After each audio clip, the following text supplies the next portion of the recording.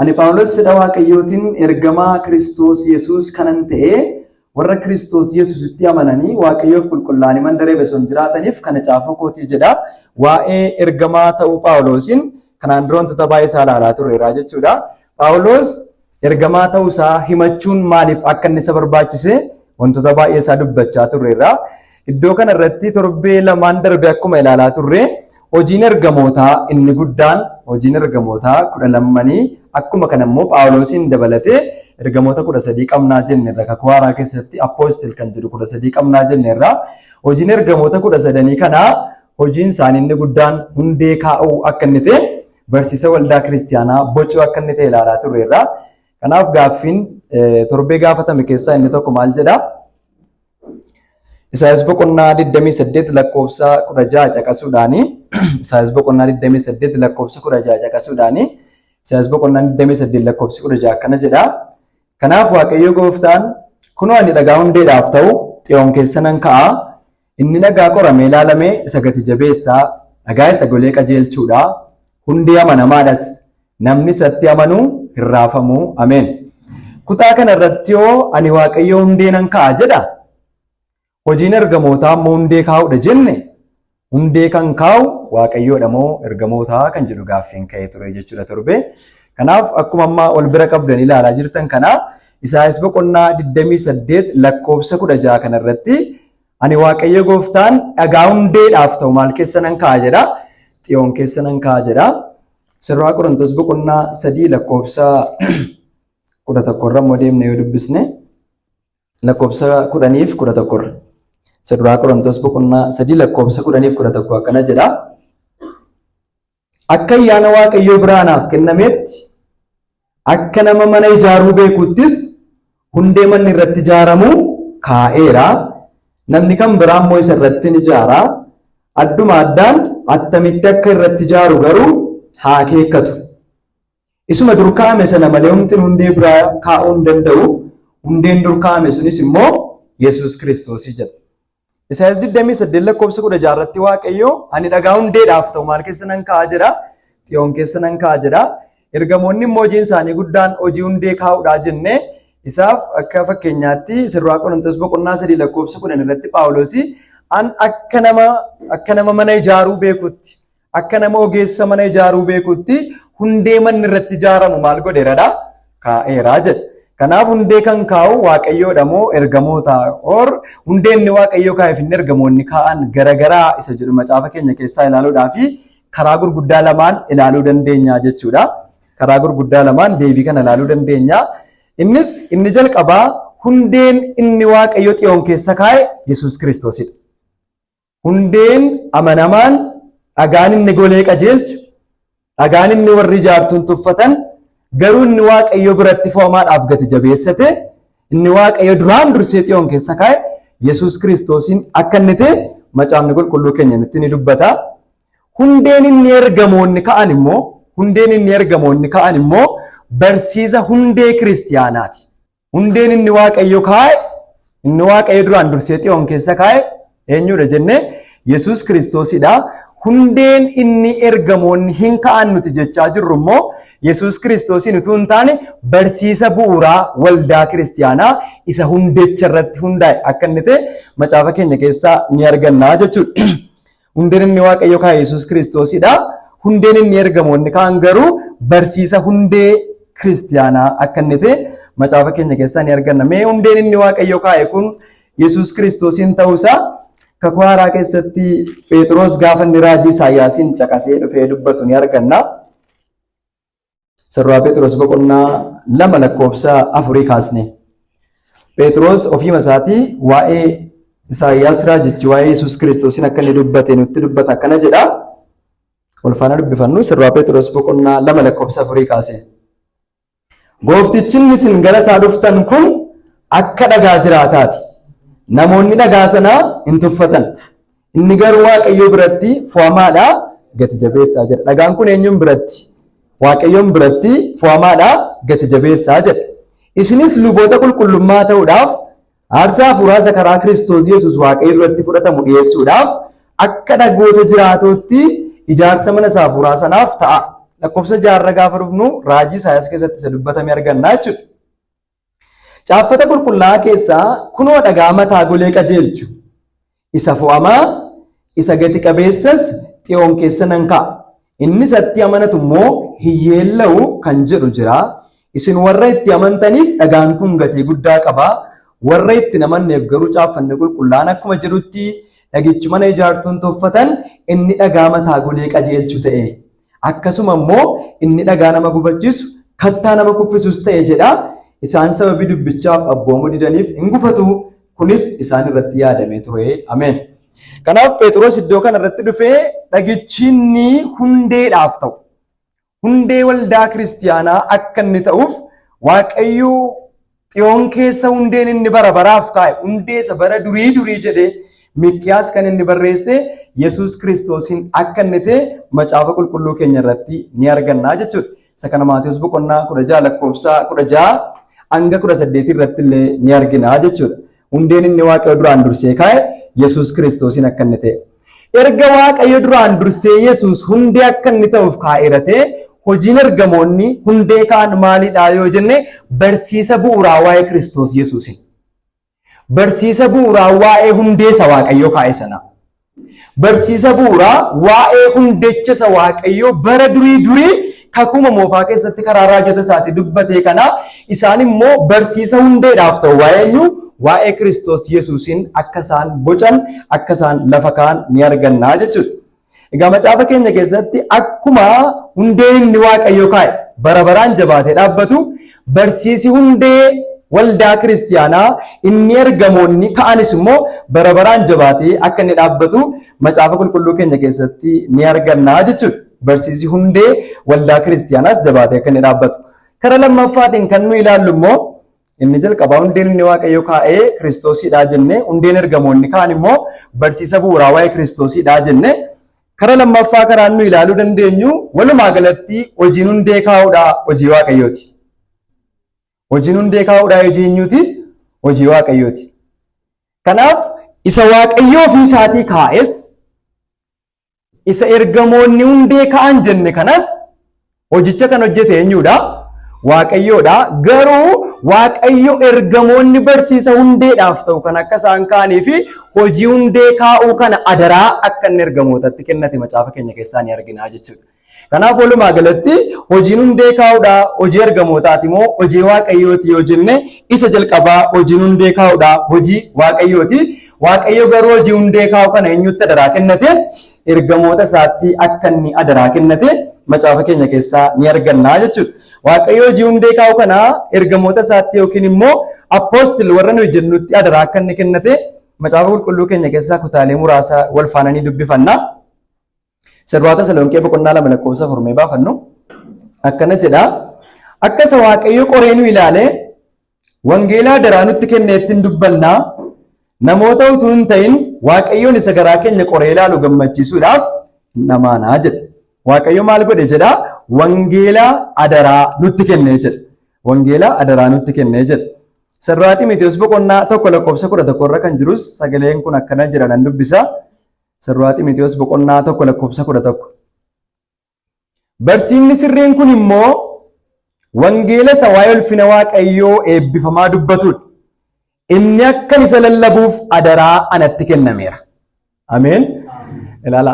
Barsiisi bu'uuraa, barsiisi hundee waldaa kiristiyaanaa inni ergamoonni ka'an kun waan Phaawulos beekumsa isaatiin boce, waan Phexros beekumsa isaatiin boce, Yohaannis beekumsa dheeraa keessa wanta inni boce utuu hin taane barsiisa Waaqayyoon biraa adaraatti kennamedha. Kanaaf ogummaa hundee kaa'u kana ergamoonni eenyurraa fudhatan jennaan Waaqayyootu ogummaaf adaraa hundee kaa'u kana isaanitti kenne jechuudha. Kanaaf iyyuu barsiisni hundee waldaa kiristiyaanaadha. Abbummaadhaan hundee barsiisa waldaa kiristiyaanaa kan kaa'e Waaqayyoodha. Akka isaan ka'aniif garuu Waaqayyo namoota kanatti maal godhate jechuudha? Adaraa akka inni itti kennate. Kanaaf Phaawulos iddoo tokkotti iyyuu hojiin kun ana biraa maddee jedhee iddootti dubbate hin qabu. Hojiin kun barsiisni dhugaa kun hojiin hundee kaa'u kun Waaqayyoon biraa adaraa anatti kenname jedhe. Hojiin hundee kaa'u hojii Waaqayyooti. Waaqayyo garuu hojii kana bartootatti yookiin immoo ergamootatti akka inni adaraa kennate nutti argisiisa jechuudha. Kanaaf Galaatiyaa boqonnaa 2 lakkoofsa 5 kaastanii yoo dubbistanis Galaatiyaa boqonnaa 2 lakkoofsa 5 irratti garuu dhugaan wangeelaa akka hin tuqamnetti isiniif eeguudhaaf maddoo kanatti ilaala. Dhugaan wangeelaa akka hin tuqamnetti isiniif eeguudhaaf nuyi battala tokkollee isaan kanaaf abboomamuudhaaf of hin laanne.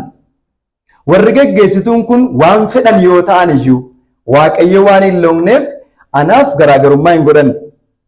Warri geggeessituun kun isa kan kootiitti homaa hin daballeedha. Warri geggeessituun kun isa kan kootiitti homaa hin daballe.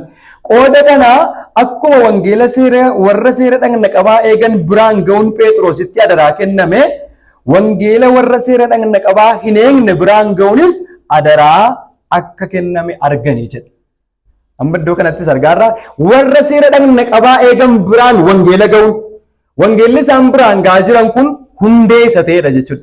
Barsiisa hundee dhaaftee Yihudoota gidduutti akka inni barsiisuuf, Phaawulos immoo hundee waldaa kiristiyaanaa isa ta'e barsiisa bu'uuraa sanaa warra saba Waaqayyoo hin taane Oromoota gidduutti akka inni barsiisutti dubbiin kun adaraa Waaqayyoon biraa kan natti kennameedha. Kanaafuu barsiisan barsiisetti warrumti hangafoonni warri geggeessuun homaatti hin daballeedha. Ameen. Homaatti hin daballeedha. Sababni isaa hoo jennaan hundeen kun dubbiin kun Waaqayyoon biraa adaraa anatti kennamee jedha. Waaqayyoon biraa adaraa anatti kennamee jedha. Kanaaf iyyuu Isaayaas boqonnaa 28 irra kan jiruu fi wanti nu ilaalaa jirru kun waan wal faalleessu miti jechuudha. Hundeen inni Waaqayyo kaa'e Xiyoon keessa nan kaa'a Waaqayyo jechaa kan inni jiru waa'ee eenyuuti? Waa'ee Yesuus Kiristoosidha jechuudha. Waa'ee Yesuus Kiristoosidha. Yesuus Kiristoos kun immoo Phexros faatu kaa'e miti. Xiyoon keessa bartootatu kaa'e miti. Yookiin immoo ergamoota warra kaan lallaba namootaatiin miti Yesuus Kiristoos Xiyoon keessa kan inni kaa'ame. Waaqayyoomti duraan dursee sababii yaadeef Yihudoota gidduudhaa sanyii Daawit keessaa akka inni dhalatu. Waggaa 33 gaafa guutu fannoo gubbaatti akka inni dhiphatu ilmaan namootaatiif fayyina akka inni ta'u duraan dursee yaada kana kan qopheesse Yesuus Kiristoos fannoo gubbaatti du'uu isaatiin warra du'an keessaa ka'uu isaatiinis immoo fayyina ilmaan namootaatiif sababii akka inni ta'u, sababii fayyuu namootaa akka inni ta'u duraan dursee hundee kan kaa'e eenyudha? Waaqayyo Abbaadha jechuudha. Waaqayyo Abbaan duraan dursee hundee kaa'eera jechuudha. Erga Yesuus Kiristoos warra du'an keessaa ka'ee ol ba'ee hafuura qulqulluu ergee immoo Waaqayyo karaa hafuura qulqulluudha waa'ee hundee isa kaa'ame kanaatiif, waa'ee hundee isa kaa'ame waa'ee Yesuus Kiristoosiif barsiisa bu'uuraa waa'ee Kiristoosiin namootatti mul'isu kan ammoo namoota sana gidduu akka inni kaa'amuuf waldaan kiristiyaanaa barsiisa kana irratti akka isheen bu'uuroftuuf, waldaan kiristiyaanaa hundee barsiisa kana irratti akka isheen bu'uuroftuuf Waaqayyo barsiisa isaa kana, barsiisa Kiristoos kana ergamoota isaatti akka inni adaraa kennate nutti argisiisaa jechuudha. Kanaaf abbummaadhaan hojiin hundee kaa'u hojii Waaqayyooti. Ergamoonni garuu hojii hundee kaa'u kana Waaqayyoon biraa adaraa akka inni isaanitti kenname macaafni qulqulluu keenya nutti ni dubbata jechuudha. Kanuma jennee yoo darbine torbii lamaan darbee irra deddeebiidhaan dubbatamaa ture. Ammayyuu garuu akka gaaffiitti kan ka'e har'a macaafa qulqulluu keenya keessatti ergamoota 13 qabna taanaan ergamoota hoolichaa warreen jedhaman namoota 12 fi Phaawulosin dabalatee ergamoota 13 qabna taanaan kutaalee macaafa qulqulluu warreen akka Efesoon boqonnaa 4 lakkoofsa 11 fi Sirraa Qorontos boqonnaa 12 lakkoofsa 28 irra jiru akkam goonaa kan jedhu gaaffiin namoota biraa kaka'eera. Baay'ee irra deddeebiidhaan dubbatamaa tureera. Garuu dubbii kana ammas irra deebinee dubbachuu nu barbaachisa. Sababni isaa waldaan kiristiyaanaa biyya keenya keessa jirtu baay'een ishee gatii itti amantuu fi isa macaafni itti amanu caalaa isa waldoonni itti amanan amanuutu nuuf salphata yeroo baay'eedha. Garuu walumaa galatti bifa inni nu rakkisneen bifa gabaabaa ta'een wantoota kana yoo ilaalle darbine gaariidha. Akkuma torbees barachaa turre ilaalaa turre macaafa qulqulluu keenya keessatti afaan Oromoodhaan ergamaa jedhamanii kan waamaman afaan Ingiliffaatiin hiika gurguddaa 3 qabu jennee ilaalaa turre. Inni jalqabaa afaan Ingiliffaatiin angels kan jedhu yookiin immoo angel kan jedhu ergamaa kan jedhu bakka bu'aa jenna. Afaan Oromootiin ergamaa ma jedhama. Afaan Ingiliffaatiin garuu angel yookiin immoo angels yoo jenne isaan kun maal argisiisu macaafa qulqulluu keenya keessatti ergamoota warra waaqarraa. Ergamoota warra waaqarraa gaafa jennu qilleensota warra ergaa Waaqayyoo deeman jedhee macaafni keenya kan waamu. Arraba ibiddaatti warreen fakkeeffaman, qoochota qilleensaatti warra fakkeeffaman, saatii barbaachisetti Waaqayyoo iddoo barbaadetti kan inni isaan ergatu, akka keenya kana qaama foonii kan hin qabne garuu waaqayyo isaatii barbaadetti qaama kennuufii kan danda'u ergamoota warra waaqarraatiin angels jennee isaan waamnaa jechuudha. Akka kaanooniin macaafa qulqulluu keenyaa dubbatutti macaafa qulqulluu keenya keessatti ergamoota jedhamanii kutanni maqaa dhaame Mikaa'eliidha, Gabreelii, Suraafelii fi Kiruubeel qofadha jechuudha. Warreen kana arfan qofadha. Macaafni qulqulluun keenya lafa kan nuu kaa'e jechuudha. Ala kanatti maqaa baay'ee argachuu dandeessu. Macaafa qulqulluu keenya keessatti kan nuu barraa'anii jiran garuu warreen kana arfanidha jechuudha. Isaan kun qilleensota ergaa waaqayyoo deeman akka jedhu macaafni keenya. Kakuu haaraa keessatti hariiroo ergamoonni kuniif amantoonni waliin qaban gaafa ilaallu Ibroota boqonnaa tokko keessatti gaafa ilaallu warreen amantoota warra fayyaniif hojjetan jedhee waama. Hojjettoota amantootaa akka isaan ta'an, amantoota warra fayyaniif akka isaan hojjetan macaafni ergaan Ibrootaa boqonnaan tokko lakkoofsi gara 13dha nutti ni dubbata jechuudha. Ibroonni boqonnaan tokko lakkoofsi 13-14. Waaqayyo ergamoota isaa keessaa eenyuun diinota kee ejjeta miilla kee ammansiif godhutti gara mirga koo taa'e jedhee beeka. Isaan kun hundumtuu hafuurota hojii warra fayyina argachuuf jiraniif hojjechuudhaaf ergaman mitiiree jedha. Eenyuuf warra hojjetan jedha? Warra fayyina argachuuf jiran amantoota warra fayyaniif warra hojjetan akka isaan ta'an macaafni qulqulluu keenya iddoo kanatti ni kaasa. Maaliifidha iddoo kanatti kan hin kana kaasuu barbaade bara keenya irraa kanatti appoostilii ta'uutu hin taane akkuma eenjelii ta'utti iyyuu namoonni akti godhan jiru. Ergamaas appoostil jedhamu duwwaatu hin taane ergamaa masa waaqarraa iyyuu akka ta'utti an qulqulluudha. Namni natti buunaan nan xuraa lafa deemnaan nan xuraa waan ta'eef harkaan qabbee nagaa nan gaafatina karaan irra deeme waltajjiitti ba'u immoo naa qulleessaa namoonni irra jiru akkuma ergamoota waaqayyootti jechuudha. Qulqulluudha gatiiteef namarraa saddaan ba'eedha gatiiteef. Macaafa qulqulluu keenya keessatti garuu ergamoonni angels jedhame ergamaa ta'u malee angels jedhamee waamameera taanaan bifa namaa kan hin qabne nama kan hin taane ergamoota warreen qilleensa yookiin immoo hafuurota hojiitti warra fakkeeffaman akka isaan ta'an macaafa keenya keessaa ni arganna jechuudha. Isa lammaffaa irratti ergamoota kan jedhamu kan appoostil kan jedhamu akka inni ta'e yeroo darbe ilaallee turreerra jechuudha. Appoostil kan jedhamu kun akkuma yeroo darbe ilaalaa turre irra deebi'uun barbaachisu gatii ta'ee fi ergamaa jennee kakuu haaraa keessatti kan waamaman keessaa tokko appoostil jedhamaa jennee appoostil warreen nuyi jennu kun macaafa keenya keessatti ergamoota hoolichaa jedhamuudhaan warra beekamanidha jenna. Ergamoota hoolichaa jedhamuudhaan kan beekaman akka isaan ta'an aboof aangoo raajonni kakuu moofaa keessatti qabanii wajjin aboo wal qixatee akka isaan qaban. Abootiif aangoo raajonni kakuu moofaa keessatti qaban qabaachuudhaan wal qixa akka isaan ta'an macaafa qulqulluu keenya keessatti ilaalaa turre jechuudha.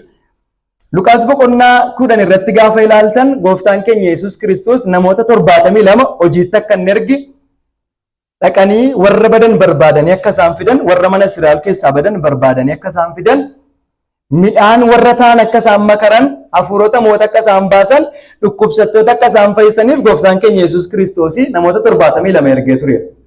Warreenuma 72 kana keessaa garuu ergamoota yookiin immoo appoostilii akka isaan ta'aniif gooftaan keenya kan inni filate namoota meeqadha? Namoota 12 qofadha. Maatiyus boqonnaa 10 irra deemne gaafa ilaallu jechuudha. Luqaas boqonnaa 10 irratti namoota 72 erguu isaa arganna. Maatiyus boqonnaa 10 irra dhufne immoo gooftaan keenya Yesuus Kiristoos namoota warra ergamoota jedhamanii waamaman namoota 12 akka inni fo'ate argina jechuudha.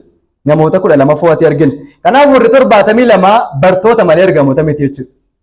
Warreen 72 sun bartoota hojii suma nu amma hojjennu kan hojjechuuf warra waamanidha jechuudha. Midhaan maasii keessaa sassaabuu, warra badan barbaadu, hafuurota moota baasuu, dhukkubsattoota fayyisuu, tajaajila amanaan hundumti gochuu danda'u gochuudhaaf warreen ergaman akka isaan ta'an. Addatti garuu adaraa amma jechaa turre adaraa hundee kaa'uudhaa kan qaban ergamoota akka isaan ta'an. Isaan kun immoo warra gooftaan keenya Yesuus Kiristoos filate namoota 12 akka isaan ta'an. Namootuma warra 72 keessaa nama 12 filate jechuudha gooftaan keenya Yesuus Kiristoos. Erga Yesuus Kiristoos du'ee du'aa kaafamee booddee gaafa inni ol butamu Yihuudaan sababii keessaa ba'eef jecha iddoo Yihuudaa akka bu'uu fi ammas waamichi isaan dhiyeessan nama 2 barbaannaa miti, nama 3 barbaannaa miti, nama meeqa duwwaa barbaadamaa jira. Kootaan ergamootaaf ka'ame kan saba Israa'el nama meeqa duwwaa jechuudha? nama 12 duwwaadha jechuudha. Waaqayyoo maaliif nama 12 duwwaa filate? Geggeessuu isaatutti cimeera moo namoota amma kanatti adaraa kennachuutti cimeenaan lakkoofsaan xinneessee yoo jenne macaafa qulqulluu keenya keessatti lakkoofsi 12 hiika mataa isaa danda'e qabaachuudha. Kanaaf iyyuu lakkoofsi 12 perfect government yookiin immoo mootummaa guutuu ta'e tokko kan argisiisudha. Mootummaa guutuu ta'e tokko kan argisiisudha. Kanaaf yeroo baay'ee gaafa argitan 12 jedhetti kan inni kaa'u. Akkuma torbee buleessi keenya dubbisaa ture ammuma Yerusaalem ishee waaqa keessaatti illee karra mandaratti irratti dhagoonni 12 maqaan irratti barraa'ee jiru sun dhagaa maqaa ergamoota 12 akka inni ta'e gooftaan keenya Yesuus Kiristoos gaafa Maatiyos boqonnaa 16 irratti gaafa dubbatu noo biyya lafaa kana irratti waan hundumaa dhiifnee si duukaa bu'uun irraa booddee maal argachuuf jirraa gaafa istiin jedhame lafa irratti dachaa 100 argattu ilmi namaa ulfina mootummaatiin deebi'ee gaafa inni dhufu immoo teessota 12 irra teessanii maal gootu firdiin laattu ammas lakkoofsa meeqa fayyadamaa iddoo kanatti 12dha kan inni fayyadamaa jiru jechuudha. Lakkoofsi 12 kun irra deddeebiidhaan kan inni kaa'u mootummaa guutuu ta'e tokko argisiisuufidha kan inni fayyadamu jechuudha. Mootummaa guutuu ta'e tokko argisiisuudhaaf kiingidamii wajjin gaafa inni wal qabatu jechuudha. Lakkoofsa 24 macaafa keenya keessattis ni arganna jechuudha. Lakkoofsa lubummaa akka inni ta'e ni arganna. Isa kana keessa baay'ee isaan naqu. Maaliif ergamoota 12 duwwaa filatee isa jedhuu fi isa kana argisiisuu barbaadete kan jedhuu fi iddoo kana kan inni naqee. Kanaaf walumaa galatti ergamoota warreen 12 gooftaan keenya Yesuus Kiristoos filatee fi Phaawulos isa ergamaa saba Ormootaa akka inni ta'uuf filatame dabalatee namoota 13dha appoostil jedhamanii macaafa keenya keessatti kan waamamanii jechuudha. Warreen 13 kanaan alatti namni kan biraa maaliif appoostilii ta'uu hin danda'u kan jedhu ilaalla. Warreen 13 kanaan alatti namni kan biraa duris har'as maaliif ergamaa ta'uu hin danda'u kan jedhuu fi tokko ulaagaa ergamoonni kun guutan yoo guute ta'uu hin danda'a. Ulaagaa ergamoonni kun guutan guunnaan ta'uu hin danda'a.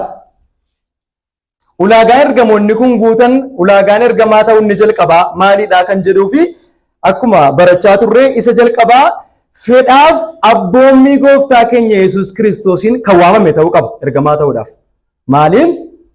Fedhaaf abboommii gooftaa keenya Yesuus Kiristoosiin kan waamame ta'uu qaba.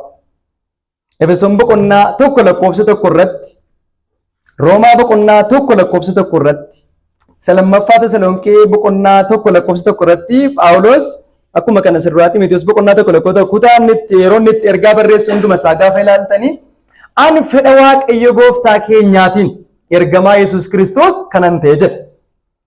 Iddoo hunduma isaatitti kan inni barreessu jalqaba irratti fedhaaf abboommii gooftaa keenya Yesuus Kiristoosiin kan waamame ta'uu qaba jechuudha. Maal ta'uudhaaf? Appoostilii ta'uudhaaf.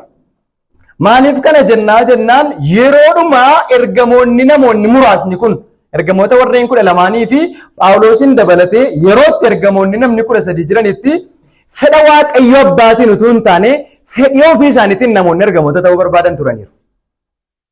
Maaliin? Fedha Waaqayyo abbaatiin utuu hin taane fedhii ofii isaaniitiin ergamaa kan ta'an immoo fedha ofiitiin miti fedha Waaqayyootiin malee. Fedhanii hin taane yoo Waaqayyo akka namni ta'u fedhe malee. Meeshaa lammaffaa Qorontos boqonnaa 11 lakkoofsa 5 irraa kaanee inni dubbifannu abbaa fedhii qabu miti kan ta'u ergamaa. Boqonnaa 11 lakkoofsa 5 kaasee lammaffaa Qorontos 11:5 kaasee. Ani karaa tokkollee ergamoota warra hundumaarra caalan kanaa gaditti waan an ilaalamu anatti hin fakkaatu jedhe. Akka jechuun Phexros fa'aa Yohaannis fa'aa gaditti waan an ilaalamu miti jedhe. Dubbii nama dhageessisuutti bartuu yoo ta'eyyuu beekumsatti bartuu miti. Nuyis kun karaa adda addaatiin waan hundumaattis isin biratti akka beekamu gooneera. Ani wangeela Waaqayyoo gatii malee waan isinitti lallabeef akka isin ol qabamtaniifis gad of deebisuu kootiin cubbuun hojjedhee gaafata Phaawulos iddoo kanarratti. Gatii isinirraa fudhachuu dhiisuun koo gad of deebisee tola wangeela isinitti lallabuu kootiin cubbuun hojjedhee sababni isaa maaliif ergamaa ta'uu faayidaatti kan lakkaa'an namoonni wayii turaniiru naannoo isaa. Lakkoofsa 8 irraa maal jedha? Gargaarsan isinirraa argadhuun isiniif hojjechuudhaaf waldoota warra kaan saameera. Qooduman isinirraa gargaarsa fudhadhee isiniif hojjedhu waldoota warra kaan saamaan isinii hojjedhee. Sababni isaa waldaa Qorontos keessa namoota akka itti jiraatantu jira waan ta'eef. Isin bira utuu hin jiru yeroon waa dhabettis obboloota warra Makedooniyaadhaa dhufantu wanta na barbaachisu na danda'e malee ani nama tokkotti iyyuu ba'aa hin taane. Akkuma ani kanaan dura eeggadhe gara fuulduraattis ba'aa akkan isinitti hin taaneef of nan eeggadhaa. Ergamaa ta'uun ba'aa waldaa baachuudha malee waldaatti ba'aa ta'uu miti waan ta'eef. Lakkoofsa 10 irraa dhugaa Kiristoos isa ana keessa jiruuti. Nkakate. Dhugaa Kiristoos isa ana keessa jiruuti. Of jajuun koo kun kutaa biyya Akaayyaatti narraa hin cufamu. Waan isin hin jaallanneefan akkas jedhaa Waaqayyo beeka isin nan jaalladha. Lakkoofsa 12 irratti iddoon dubbii isaati. Namoonni warri kaan of jajuudhaaf fucha argatanii isaanii wajjin karaa tokkicharra hojjenna akka nuun hin jenne gochuudhaaf. Wajjin warri ergamoota jedhaman kana wajjin karaa tokkicharra hojjenna nuun akka hin jenne gochuudhaaf akkuma ani ammoo hojjechaa jirutti ittuma fufee nan hojjedha. Jarreen akkasii kun ergamoota sobaati. Jarreen akkasii kun ergamoota sobaati. Hojjettoota nama goomsan ergamoota warra Kiristoos waame fakkaachuudhaaf warra wallaalchifatanidha. Hin fakkaatu moo waamaman? Ergamoota warra Kiristoos waame fakkaachuudhaaf warra wallaalchifatanidha jedha. Kun immoo waan nama dinqisiisu miti. Phaawulos takkee kun immoo waan nama dinqisiisu miti. Kanaaf hojjettoonni isaas hojjettoota qajeelinaa fakkaachuudhaaf yoo wallaalchifatan kun waan guddaa miti. Gara dhumaattis waan hojii isaaniitiif ta'u argachuuf jiru. Kanaaf isa jalqabaa Phaawulos kan inni falmachaa jiru ergamaa ta'uun fedhii ofiitiin utuu hin taane fedha Waaqayyootiin akka inni ta'e. Fedha Waaqayyootiin akka inni ta'e. Namoonni sababiima fedhii qabaniif Phaawulos fa'aa wajjin hojjechuun, Phexros fa'aa wajjin hojjechuun, Yohaannis fa'aa wajjin hojjechuun hammam akka of jajan isinii galeera. Phaawulos ittiin of jajaan jiru. Namoonni garuu Phaawulos wajjin yoo hojjetan hammam of jajuun akka isaanitti dhaga'amu akka jechuun karaa tokko namni ergamaa ta'uu kan inni barbaadu of jajuudhaaf jechuudha. Isaanii wajjin karaa tokkicharra hojjennadhani akka of hin jajneefan kana eeggadhaa jedheen. Maal faayidaa isaanirraa argachuu malu hundumaa dhabe. Waan nama dhibee nama hin himne mul'atuma Yohaannis barreesse boqonnaa 2 lakkoofsa 2 irratti waldaa Efesoon keessa ergamoota tun ta'e namoonni ergamoota hin jiran jiru. Hin danda'ama jechuudha Waaqayyo ergamaa nama hin godhinan ergamaa jechuun. Namni yookiin garuu macaafna irratti ufee kaa'aa jira jechuu hin dandeenyu. Mul'ata Yohaannis boqonnaa 2 lakkoofsa 2 irraa maal jedha? Ergichi hojii kee wanta itti dadhabdu obsaan danda'u kee namoota hamoota immoo calluma jettee akka hin dhiifne warra ergamoota utuu hin ta'in nu ergamoota of hin jedhan qortee ilaaltee sobduu ta'uu isaaniis akka argite ani beekaa. Maal? Warra ergamoota utuu hin ta'in nu ergamoota of hin jedhan qortee ilaaltee maal ta'uu isaanii sobduu jechuun maal Waaqayyo ergamaa isaanii hin goone isaantu ergamaa of hin jedhe malee. Sababni isaa onnaan ergamaa ta'uun fedha namaatiin takkaa ta'e hin beeku. Kanaafidha Phaawulos iddoo hundumaatti ani fedha Waaqayyo abbaatiin fedha gooftaa keenya Yesuus Kiristoosiin itti dabalee abboommii gooftaa keenya Yesuus Kiristoosiin ergamaa ta'uudhaaf kanan waamame. Kanaaf namni ulaagaa kanan guuta taanaan ulaagaa kanan fedhii Waaqayyo immoo hin geddaramu. Fedhii Waaqayyo hin geddaramu. Ergamoota baay'ifachuu barbaade taanaan har'a isaatii waldaan baay'attee hojii walanqaa kana miti kan ergamoonni dabalamuu qaban. Dur yeroo namni 12 qofti turte yeroo konkolaataan hin jirre wangeela lallabuudhaa fi taaksiidhaan maaliin deemuun yeroo hin jirre lama jooran yeroo wangeela lallaban qooda isaan jooran jedhee achiif akayyaadhaa ergamaa tokko warra gamaatti ergamaa tokko godha ture.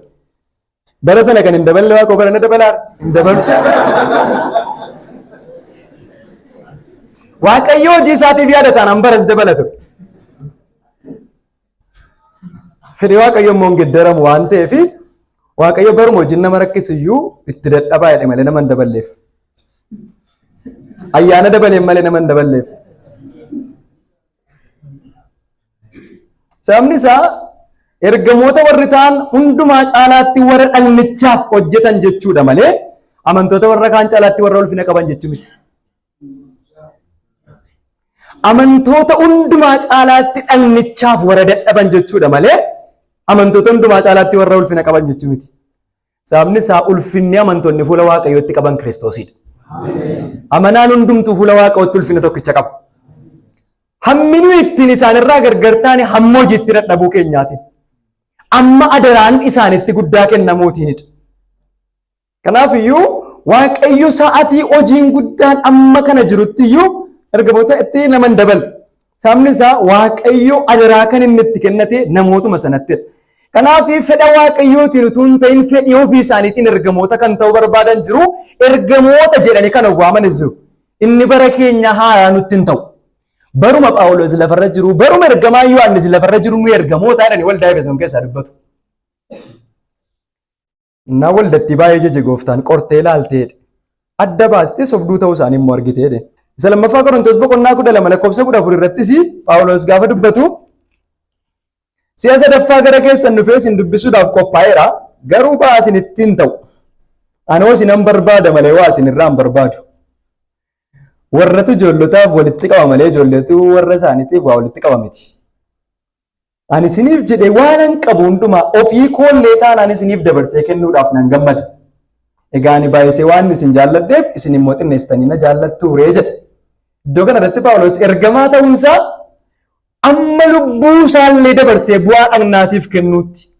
Amma lubbuu isaallee dabarsee waldaa kiristiyaanaatiif kennuutti isa gatii baase amantootarraa waa argachuu miti. Awwaa isinirraa hin barbaadu isin hin barbaadaa. Ameen. Ergamoonni Yesuus Kiristoos warra akkasii jechuudha. Warra amantootarraa waa barbaadan miti, warra amantoota barbaadan. Gooftaan ittiin dhannicha ijaaruuf. Ameen. Dhagna tokkicha isa waldaasaa jedhame sana ijaaruudhaaf isan ni kennedha. Kanaaf fedha Waaqayyootiin dhagatii ta'ee fi fedha Waaqayyootiin taanaan namni ergamaa ta'uu hin danda'a. Fedhi Waaqayyoo immoo yeroos waan ture arginee dhagatii ta'ee fi yeroos dabalaan turre Waaqayyo waan ta'eef Waaqayyo fedha isaan jijjiiramuu jechuudha. Inni kan biraan cuuphaa Yohaannisii jalqabee amma gaafa gooftaan ol butameetti namni isaa wajjin ture yoo jiraate ergamaa ta'uu hin danda'a. Cuuphaa Yohaannisii jalqabee amma gaafa gooftaan keenya biyya lafaa kanarraa ol butameetti namni gooftaa wajjin ture yoo jiraate ergamaa ta'uu hin danda'a. Namni bara isin turre garuu hin danda'u. Sababni isaa hojii ergamootaa boqonnaa tokko irratti dubbataniiru waan ta'eef. Baay'isee waan macaafni keenya jedhee utuma inni nu dhukkubu waameen jechuu qabnu. Fooyyeffannee fudhachuun nuun ta'u macaafni nu haa fooyyessu malee. Lakkoofsa 81 irratti maal jedha hojiin ergamootaa boqonnaan tokko. Kanaafis yerootti Yesuus gooftaan nu gidduu deddeebi'aa ture hundumaatti. Warra nu wajjin turan keessaa nama tokko nu barbaachisa. Innis yeroo cuuphaa Yohaannisii jalqabee hamma guyyaa gooftaan itti nu biraa ol fudhatameetti nu gidduu kan ture nu wajjin dhuga baatu du'aa ka'uusaa ta'uun irra jira jedhanii jedha. Kanaaf warruma yeroo isaa wajjin turan keessaa iyyuu ulaagaa kaa'aafii jiru. Nu warra macaafa sirriitti argeen dubbisne miti. Warruma yeroo isaa wajjin turan keessaa iyyuu cuuphaa Yohaannisii jalqabee hamma gaafa ol butameetti nama isaa wajjin ture. Inni kan biraanoo dhuga baatu ijaa du'aa ka'uu Yesuus Kiristoosiin nammitee ta'uu hin danda'a. Dhuga baatu ijaa. Yesuus Kiristoos isa du'aa kee namni ijaan arge yoo jiraate ta'uu hin danda'a. Inni kan biraa gooftaan fuula fuulaan kan muude yoo jiraate namni kan muude miti. Eenyu kan muude? Gooftaan fuula fuulaan kan muude. Ergamaa ta'uudhaaf baay'isee ergamoota gooftaa warreen nuyi jennu keessaa namni waldaan muude hin jiru. Nama gooftaan muude malee. Ameen. Isinii galeera wanti hin jedhu. Ergamoota keessaa namni waldaan muude hin jiru. Waldaa isaanitti ergamaa ta'uuf muudaman tokkoyyuu hin argitan. Iddoon itti isaaniif kadhatame yoo argitanii hojii ergamootaa boqonnaa 13 irratti Baarnaabaasiif Phaawulosiin hojii ani itti isaan ergeef addaan naa baasaa jedhe malee ergamaa naa godhaan jedhe. Utuu boqonnaa 13 irra hin geenye ergamaa ta'uu isaa dubbatachaa ture boqonnaa 9 irratti. Kanaaf waldaan ergamaatti nama muude tokkoyyuu hin qabu. Appoostelii isa jennutti jechuudha. Sababni isaa wannaan appoostelii kan argatamu waldaan muuddee utuu hin taane gooftaan muudeeti. Gooftaan fuula fuulaan kan muude. Erga ulaagaa kana jiratee Phaawulos ulaagaa kana ni guutaa kan jedhu gaaffidha. Phaawulos ulaagaa kana ni guutaare. Ulaagaa amma kana taanaan Phaawulosichumtii inni ergamaadhaa ta'e inni ergamaa ta'e innumti ofiisaa ergamaa jedhee kutaalee baay'ee keessatti nu barreesse kun ofiisaa ulaagaa kana ni guutaa yoo jenne Phaawulos ulaagaa sababii guutuuf tajaajila qaamaan waldoota tajaajilaa ture keessattis ta'e xalayaa isaa bifa barreeffamaatiin waldootaaf ergate keessatti yeroo hundumaa ergamaa ta'uu isaatiif falmii dhiyeeffataa ture. Sababii ulaagaa guutuuf sababii ulaagaa guutuuf tajaajila qaamaan waldoota tajaajilaa ture keessattis bifa xalayaatiin yookiin bifa barreeffamaatiin waldootaaf ergaa barreessaa ture keessatti Phaawulos ergamaa ta'uusaa falmachaa dubbatachaa ture. Kun ulaagaa akka inni guutuu nu godhaa jechuudha. Sababni isaa macaafni qulqulluun keenya hafuura qulqulluudhaan kan barreeffamedha. Hafuurri qulqulluun keenya soba namootaa nu barreesse hin qabu. Waaqayyo gooftaan keenya fayyinaaf kan ta'u barsiisa hundeedhaaf ta'udha iddoo kana kan inni nuu kaa'e. Kanaaf Phaawulos utuu ergamaa hin ta'in utuu ulaagaan guutiin an ergamaa jedhee hin barreessine jechuudha. Sababni isaa ulaagaa ergamaa ta'uu isaatii iddoo inni itti falmate yoo argitanii hojii ergamootaa boqonnaa 9:14 irratti fedha Waaqayyoof abboommii gooftaa keenya Yesuus Kiristoosiin ergamaa ta'uudhaaf kan waamame akka inni ta'e. Maal jedha? Fedhiin koo waldaa ari'achuudha, fedhiin koo waldaa diiguudha, fedhiin koo amantoota warra ta'an hundumaa lafarraa balleessuudha jedha. Boqonnaa 9:14 irratti hojiin ergamootaa. Asittis warra maqaa kee waammatan hundumaa qabee hidhuudhaaf luboota warra hangafoota biraa aboo argateera jedha. Gooftichi garuu Anaaniyaas akkasidha. Mandara Damaasqoo jira, mana namaa jiraanii dhaqii kadhadhuuf harka kee irra kaa'e kadhadhuufi ittiin jennaani gooftaan mul'ataan Anaaniyaasitti lakkii dhaqeen kadhadhuufi namichi kun waldaa ari'achaa ture, waldaa balleessaa ture. Ammayyuu mandara kana kan dhufee amantoota balleessuudhaaf dhufe. Fedhi Phaawulos maal akka inni ta'e beekaa jechuudha Anaaniyaas. Fedhi Saa'ol maal akka inni ta'e beeku. Fedhiin Saa'ol ergamaa ta'uu miti, waldaa lafarraa balleessuudha. Waldaa ari'achuudha. Akkeenye Waaqayyoo waa'ee Phaawulosiin Anaaniyaatti gaafa dubbatu. Ammas Phaawulositti dubbatame miti beekaa kan inni isinii furachaa jiru. Waa'ee Phaawulosiin isa Anaaniyaatti himame. Gooftichi garuu dhaqi inni mi'a hojii kootii isa warra saba Waaqayyoo hin ta'in duratti, mootota duratti, namoota Israa'el durattis maqaa koo beeksisuudhaaf ani fu'adheedha. Ameen. Waaqayyoota akkas jechaa jira Anaaniyaasiin anatu fu'ate dhuguma fedhiin isaa kana hin turre. Fedhiin isaa naaf hojjechuu hin turre. Fedhiin isaa naaf ergamuu hin turre. Garuu mi'a hojii kootii akka inni ta'uuf an addaan isa baafadhe. Anatu isa fu'ate. Kanaaf dhaqii kadhadhuufi jedhin. Falmata isaa hundumaa keessatti gaafa argitan Galaatiyaa boqonnaa 1:12 kaastanii gaafa dubbistan akkuma amma isinii kaasaa ture sirraa Xiimotewos boqonnaa 1:1 kaastanii gaafa ilaaltan Phaawulos iddoo hundumaatti waa'ee ergamaa ta'uu isaatiif falmii dhiyeessa. Falmii isaa keessaa an fedha ofii kootiitiin utuu hin taane. Keessumaa sirraa Qorontos boqonnaa 9 irratti immoo an fedhii kootiin hidhatuu ta'e tajaajila namman itti jiru kana fedhii kootiin an ta'e utuu ta'e waan na barbaachisu nan argadhan ture. Amma garuu rakkina hamma kana rakkadhee dhiphina hamma kana rakkadhee waan namoonni akka kootii argachuu qaban argachuu gaafa dhabu tajaajilli kun Waaqayyoon biraa adaraa natti kennamuu isaa hubadheedha. Fedha koo akka inni hin taane fedhi kun fedha eenyu akka ta'e fedha Waaqayyoo akka inni ta'een hubadhee jedha. Inni kan biraan Phaawulos gooftaa keenya Yesuus Kiristoosiin kan argeedha. Arguun kan Phaawulosiif arguun kan warra ergamoota namoota 12 garuu gargar. Namoonni warri 12 qaamaan kan isa arganidha.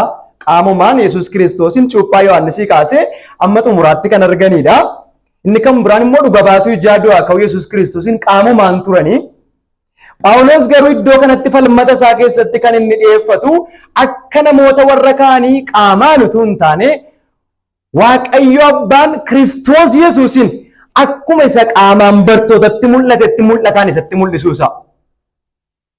Kanaaf waa'ee mul'ata arge kanaa gaafa dubbatu dubbii isaa dubbatamuun hin dandeenye dha.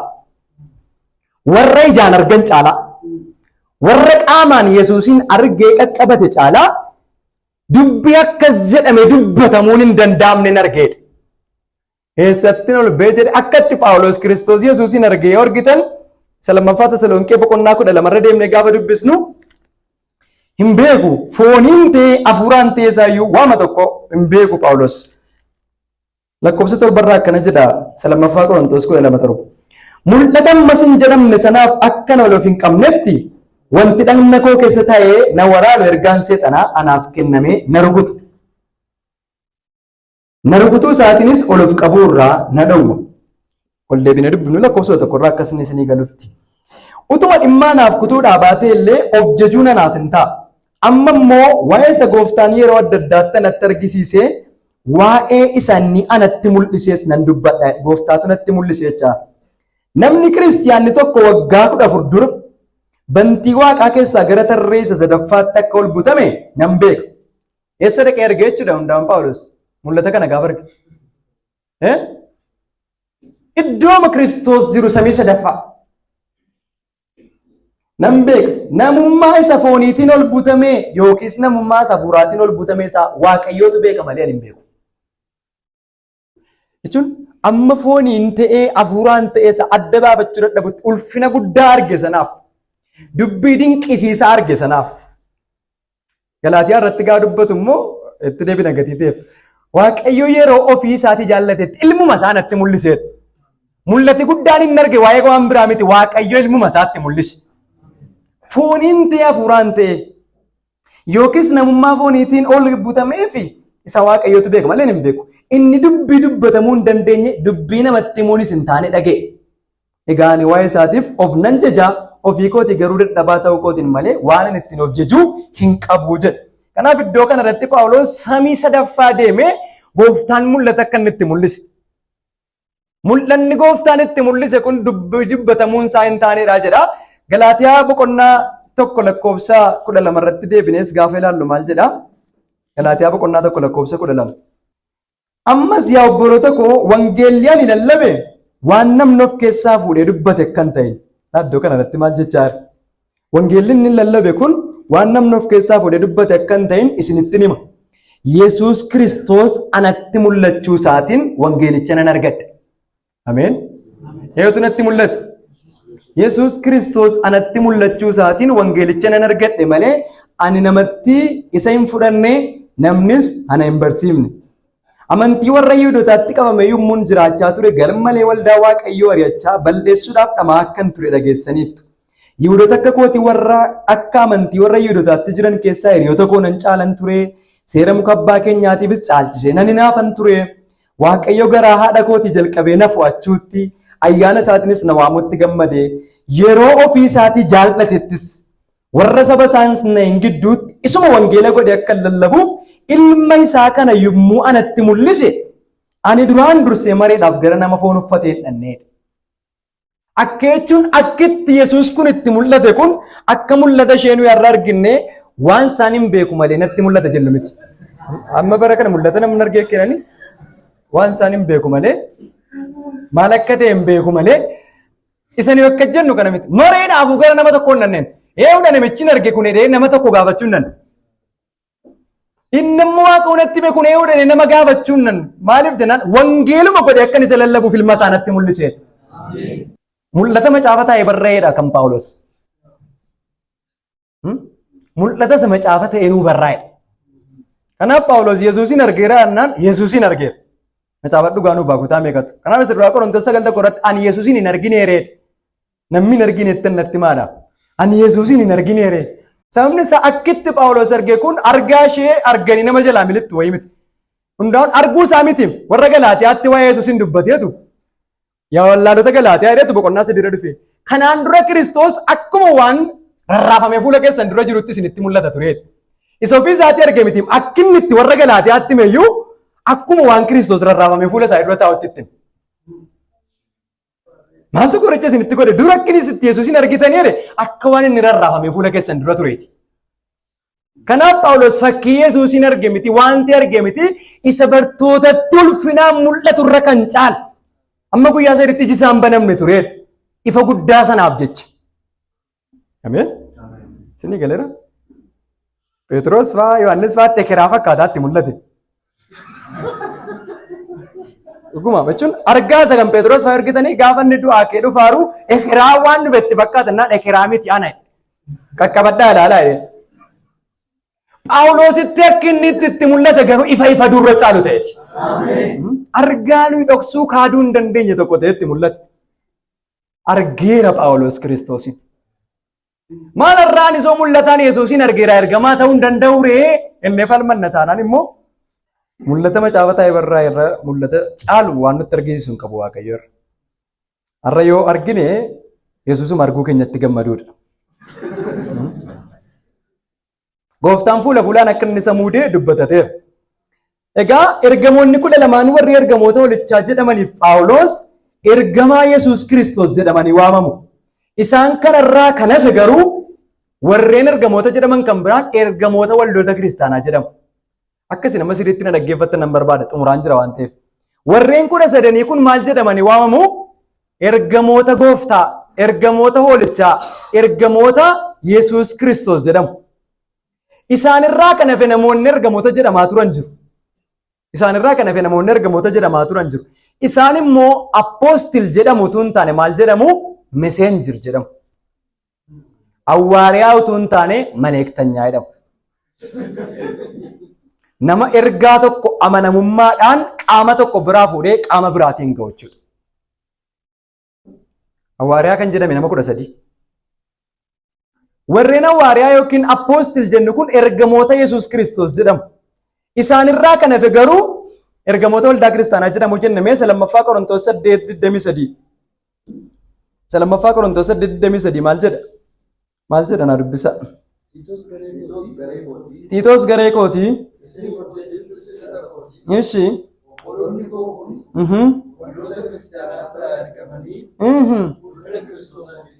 Haleluuyaa. Eenyu bira ergamanii? Isaan kun ergamoota Yesuus Kiristoos jedhamu ergamoota waldaa kiristaanaati. Waldaa kiristaanaatu ergamoota isaan godhate jechuun ergaa tokko amanamummaadhaan waldaa warra Qorontoos biraa fuudhanii Phaawulos biraan akka isaan ga'anitti. Waan Phaawulos irraa dhagaan immoo amanamummaadhaan dhufanii waldaa Qorontositti akka isaan himanitti ergamoota akka isaan jedhaman. Afaan Ingiliffaa isaa yoo dubbistan maal jedha? Isee gara xumuraa waan isin dubbisa. Our brethren be inquired of, they are the messengers of the churches. They are the messengers of the churches. Apostle of Jesus Christ timitisan messenger of the church. Warra waldoota kiristiyaanaatiif maal ta'anidha? Ergamoota warra ta'an. Filippisiis boqonnaa 2:25 irratti illee maal jedha? Ani Ephaafraadixoosiin obboleessa koo hojiitti wallaansoo keessattis hidhata koo isa isin wanta naaf barbaachisetti hojjetaa akka ta'uuf ergamaa godhattan san. Isa gooftaan ergamaa godhate moo isin ergamaa godhattan? Afaan Ingiliffaa isa maal jedha?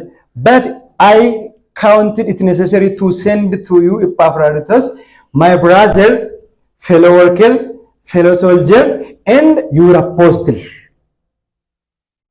Kanayoti kan waldichaati jechuudha. Warreen waldichi akka isaan ergamaa ta'aniif addaan baafate. Kana jechuun amanamummaadhaan ergaa tokko waldaa tokko biraa fuudhanii waldaa ishee kan biraan ga'uudhaaf Phaawulos biraa fuudhanii iddoo kan biraatiin ga'uudhaaf. Kanaaf macaafa qulqulluu keenya keessatti warreen 13 malee namni ergamaa jedhame waamameeraa jennaan eeyyee jedhamanii kan waaman jiru akkuma amma ilaalaa jirre isaan kun garuu meseenjaroota akka isaan ta'an macaafni keenya nutti dubbata. Inni kan biraan mul'ata Yohaannis boqonnaa 1:20 irratti illee ergamoota waldoota torbanii jedha. Ergamoota waldoota torbanii jedha. Hiikaan urjoota torban harka koo mirgaa keessatti argite akkasumas baattuuwwan ibsaa warqee irraa hojjetaman torbanii dhokataa ture. Amma garuu urjoonni torbanii ergamoota waldoota torbaniiti. Moo ergamoota Yesuus Kiristoos? Kanaaf iddoo kanarratti ergamoota waldoota torbaniiti jedha. Mul'ata boqonnaa 2 irraa kaastanii ilaaltan garee ergamaa waldaa Efesoonitti. Garee ergamaa Yesuus Kiristoositti hin jedhu. Garee ergamaa waldaa Filaadelfiyaatti, garee ergamaa waldaa Simirnaatti, garee ergamaa waldaa Pheergaamoonitti. Tokko waldoota sanaatiif. Kana jechuun apoostil warreen nuyi jennu itti waamamni isaanii waldoota hundumaaf. Yesuus Kiristoosiifidha. Meseenjer warreen nuyi jennu garuu waldaa dhuunfaa keessa jiran sanaaf. Akkas jechuun apoostil warreen nuyi jennu waldaa hundumaa irratti aboo kan qabanidha.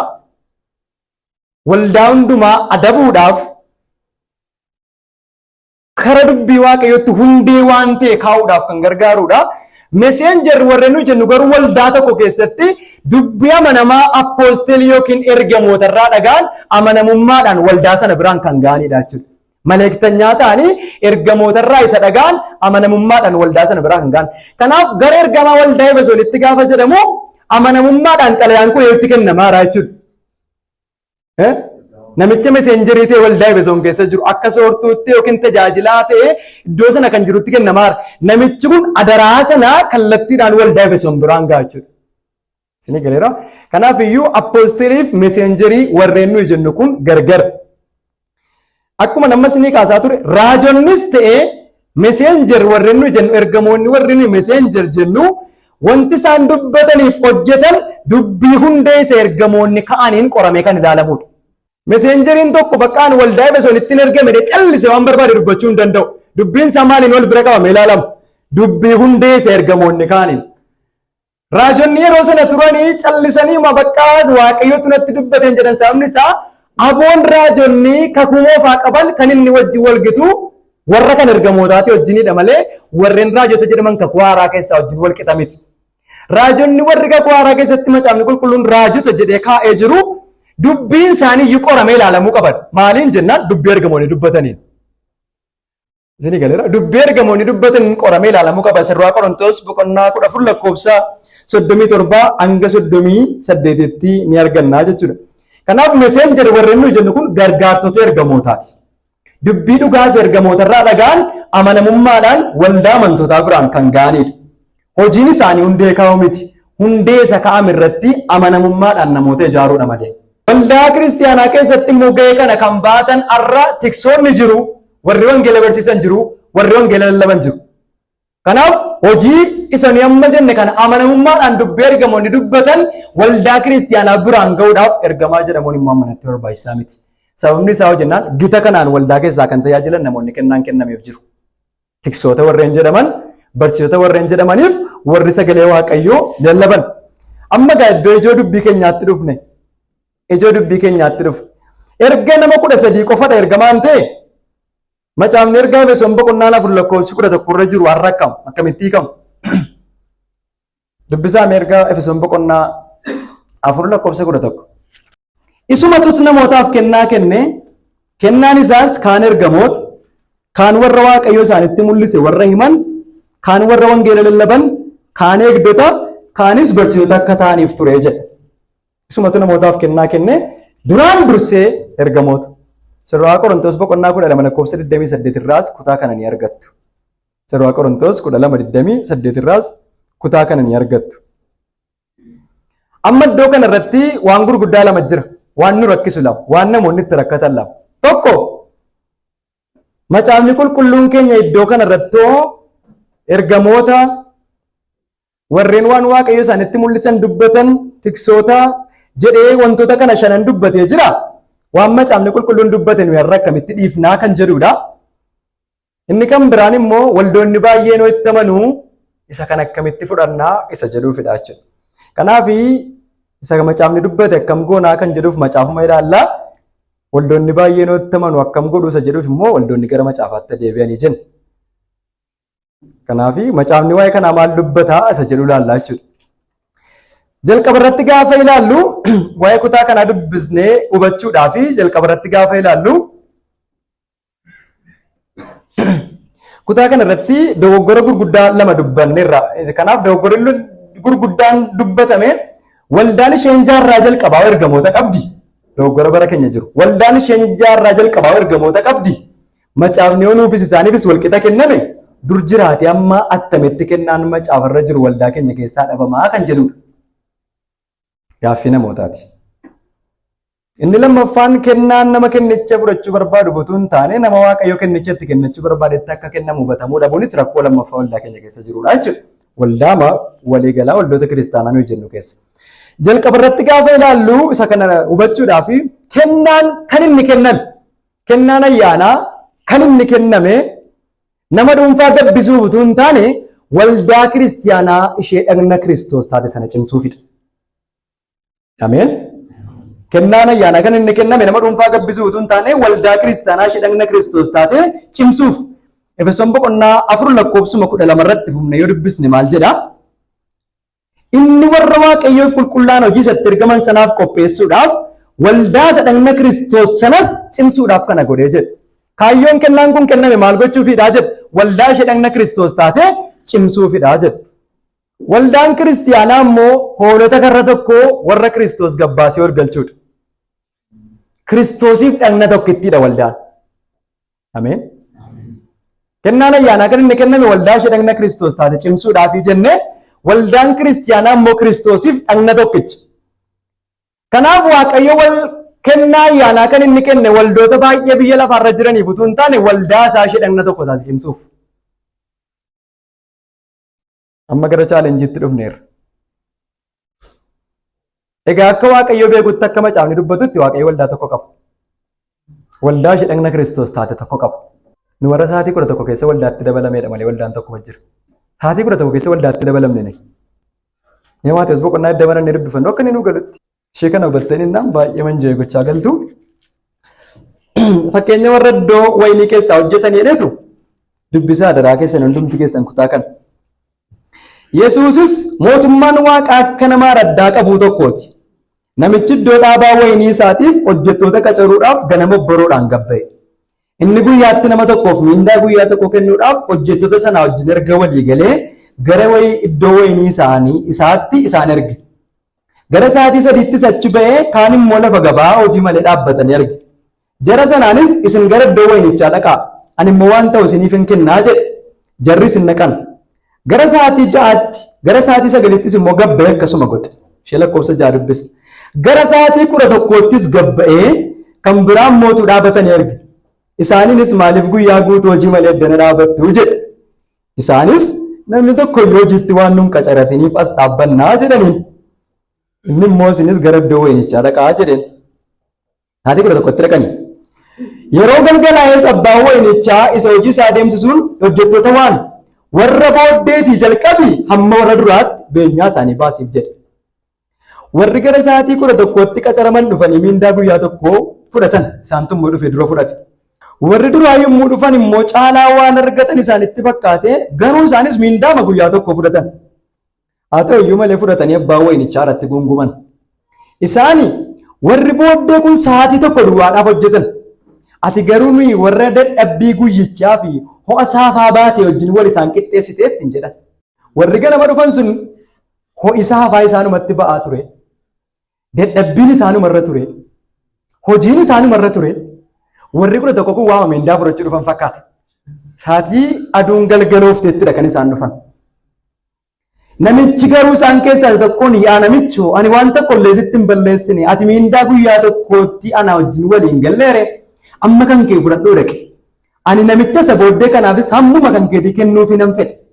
Ani immoo horii ofii kootiin waanan fedhe gochuun anaaf hin ta'ure yookiis arjummaa koo weennaa taaree jedheen. Akkasuma warri booddee warri duraas warra booddee hin ta'u jedhee ameen. Iddoo kanatti kutaa kana karaa kan biraarra hubachuu hin dandeenya. Garuu dhoksaan kutaa kanarraa isinitti immoo barbaade tokko nuyiif Phaawulos fa'aa, nuyiif Phexros fa'aa, nuyiif Yohaannis fa'aa waldaama tokko. Waaqayyo waldaama ishee dhanna taate tokko qaba. Isinii galaara? Sa'aatii nuyi dhufnee waldaatti dabalamnetu gara sa'aatii 11ti. Macaafni Firoota boqonnaan 12 maal jedhaa? Isin waldaa warra hangafootaatti dabalamuu keessan jedha. Waldaa warra maalitti? Amma bara keenya rakkoo guddaatu jiru tokkon isinitti kutaa kanan dubbifanna. Bara keenya dhugaan nuu galee utuu hin taane gatii dhugaan nuu galuu de caccabnee daddabaanee asitti waldaa baluu enne wanti macaafarra jiru waldaa koo keessaa maali ba'a? Akka waan macaafarra wanti jiru hundumtuu nuyi waldaa taanaan numa gidduu jiruutti. Isinii galeera? Fakkeenyaaf waldaan amma baay'atteetti binire. Mootummaan amma gara hordofuu dadhabuutti dhufeera. Ammoo suuqii wayii baay'atti gatii ta'eef. Hundi kun baay'ateera. Hundi kana yoo gaafattan garuu akkamitti kennaan macaafarra dhibu nu gidduudhaa ni baala. Waaqayyo waldaa ishee dhanna tokko taate qaba. Kennaa isaa kana kan inni kenne waldoota baay'ee lafarra jiraniin miti. Waldaa isaa ishee dhanna tokko taateen malee. Kanaafuu Waaqayyo nuuni gaafa nuyi dhumnee Kiristoositti amanne waldaa kan biraa nu godheennaan lakki waldaa warra hangafootaatti nu dabale. Firoota boqonnaa 12 lakkoofsa 12-24tti. Maal jedhe? Ariitiidhaan nu dubbisa. Haa ta'u iyyuu malee lakkoofsa 12 kaase. Haa ta'u iyyuu malee tulluu Xiyoon mandara Waaqayyo isa jiraataa Yerusaalem ishee waaqarraa cidha ergamoota 1000 bira ga'uu keessan waldaa hangafoota warra maqaan isaanii waaqarratti caafame Waaqayyo abbaa firdii namoota hundumaa lubbuu qajeelota warra fiixaan ba'anii bira ga'uu keessaniidha. afaan ingiliffaa isaa easy to read version yoo dubbistan maal jedha? You have come to the meeting of God's first born children jedha. Dhuftanitti dabalamtan. Isaanii wajjin dhuftanii waldaa tokko taatan. Kanaaf Efesoon boqonnaa 4 irratti utuu dhufee waa'ee kennaan dubbatin lakkoofsa 4 irratti dhagni tokko jedha. Garadaa irratti lakkoofsa 4 irratti mee gadee jalqabaa dhagni tokko gooftaan tokko jedhee jalqabeetu kennaa kana immoo dhagna tokko sana cimsuuf kennee. Isinii galaadhaan moontiin jechaa dhagni meeqadha? Waaqayyo immoo kennaa kana dhagna meeqaaf kenne? Dhagna ishee tokkittii sanaaf kenne.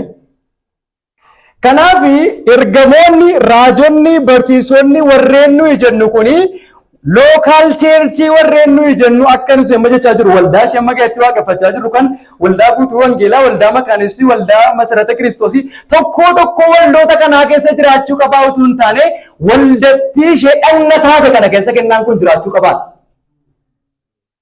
Jira waldaa ishee dhagna taate kana keessa immoo innaan eeyyee jiru.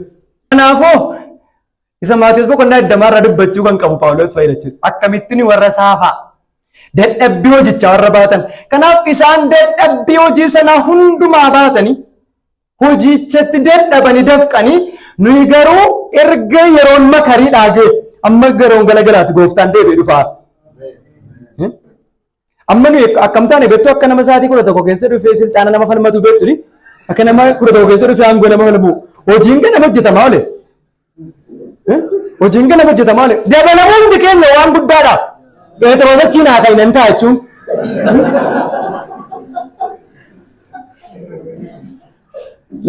Dhuguma waldaan dhagna tokko ta'uu ishee hin barre taanaan hin karakkarra waa'ee kutaa kana.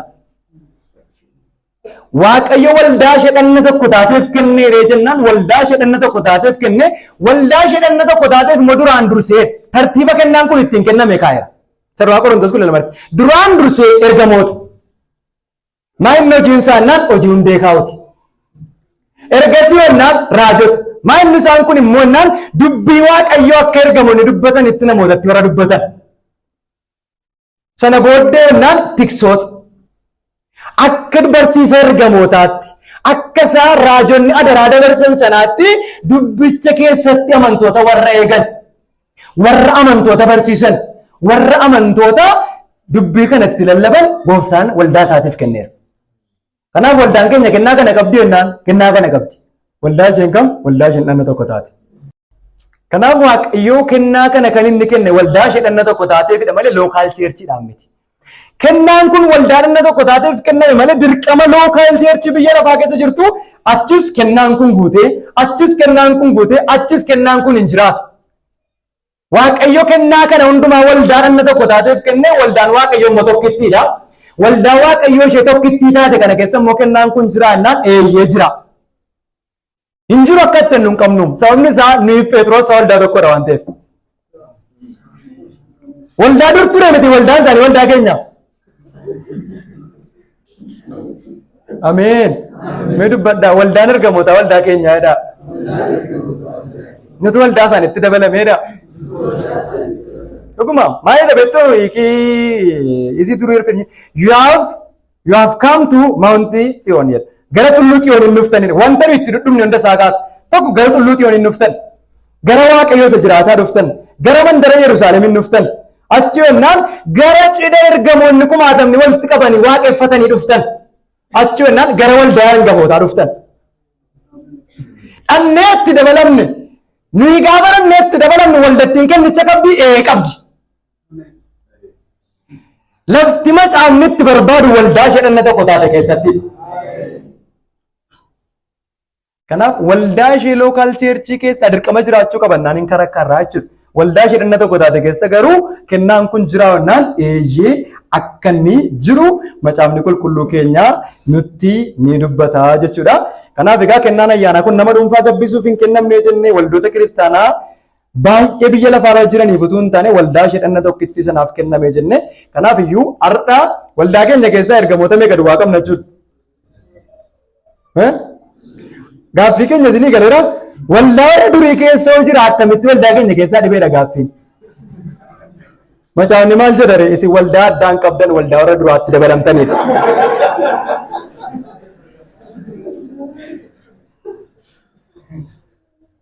Nama waldaa keenya keessaa dhibe jedhuuf waldaa kee beektaa inni gaafachuu gaafate. Dhuguma waldaa keenya isa macaafni jedhu. Nuti waldicha keessaa dhibe malee kan nuti waldicha keessa yoo dhibne jechuudha. Kanaaf waldaa ishee macaafni beekutti jiraachuutti guddachuutti waaqayyo ayyaana isaa nuuf baay'isu dhiifama bersii tokkorra yeroo dheeraa turre bersii kanarra yeroo dheeraa kan nuyi turreefis immoo baay'ina lukkisii baranneetiin miti kan nuyi herregamu amma dhugaa nu galeete gatii ta'ee fi yeroo dheeraa fudhannee akkasitti gallinnee barannee ammas wanti isiniin galle wanti gaaffii ta'e yoo jiraate gaafadhaa dhiifaman isiniin jedha gamanumaanii har'a lakkoofsa 3 baranna jechuudhaaf turre. Garuu immoo kutaan utuu namaan galin namni gaaffii qabaachaa barachuurraa lafuma geenya gooftaa yoo dhufe gaariidha. Ameen. Miti yoo? Barsiisota kontiraata gaafa koorsiin itti kennamu wayii xumuranii galuu wayii ariifatu. Jechuun akka ittiin ariifannu dhugaa dubbachuuf iddoo kanaan akkas gochuu kun gaarii godhee utuu hin taane macaafuma gaafa dubbisnu ariifachuurraa isti teenya dubbisnu. Gadateenya. Lafatti ariifannu hin qabnu galgalli keenya mas macaafa. Ameen. Koorsiiniif inni bira darbinu wayi miti. Waan immoo barumsa isaa wayii bira darbinee wayii kuizii isaa waan dhanne qoramnu wayii hin qabu. Naa macaafa kanaa sirrii matta nyaannu gatteenyee dubbisnu waldaan keenya immoo kennaa kana qabdi. Kanaaf waldaa ishee kan waaqayyo beeku ishee dhanne tokko taate kana keessaa kennaan ergamoota ta'u jira. Isaan hojii isaanii hojjetaniiru yeroo hojii isaanii hojjetaniiru. Kanaaf tajaajilli waldattii keessa jiru amma tajaajila biraadha jira. Tajaajila hundee kaa'u miti, tajaajila hundee kaa'ame irratti nama jaaruuti. Kanaaf Phaawulos gaafa lafa nuu kaa'u si'achi namni hundee biraa kaa'u hin jiru. Si'achi namni hundee kaa'u hin jiru taanaan si'achi namni apoostilii ta'u hin jiru jechuudha. Baay'isee wanta kun hubadhaa. Amma waldaa Phaawulos fa'aa Phexros fa'aa Yohaannis fa'aa keessa hin jirretti daffarree ergamaa taana malee. Utuu Phexros fi Yohaannistu jiratee ijuma jabinatti nan ergamaa dhannuun qabu. Lafa isaan hin jirretti jajabaan nama hubatu. Dhuguma. Maaliif ennaan sobduu ta'uu keenya nutti himu? Waanuma barreeffame dubbistee taasisee jedhanii yoo nu gaafatan iyyuu hin deebisu. Kanaaf amma lafi nu itti jajjabaan baay'isee yeroo hundumaa amantootarraa gaafa adda baatan gaafa qofaatti baatan jajjabaataa dhuftu. Qofaa mageessan nama cimaa wayii ta'aa deemtu. Yoo dhannatti dabalamtan bu'aa dhannaa ta'uun isinii gala. Qofaatti baan amma ta'e nama godha. Bu'aa dhannaa gaafa ta'an dhannatti gaafa dabalamnu garuu nuyi bu'aa dhannaa akka ta'an hin nu gala. Kanaaf iyyuu amma gidduu kana argita itti minni remeedii hawaasaarraa neetworkii apostolic and prophetic neetworkiitti affeerraa godhamaara. Walitti hidhamiinsa ergamootaaf raajotaa.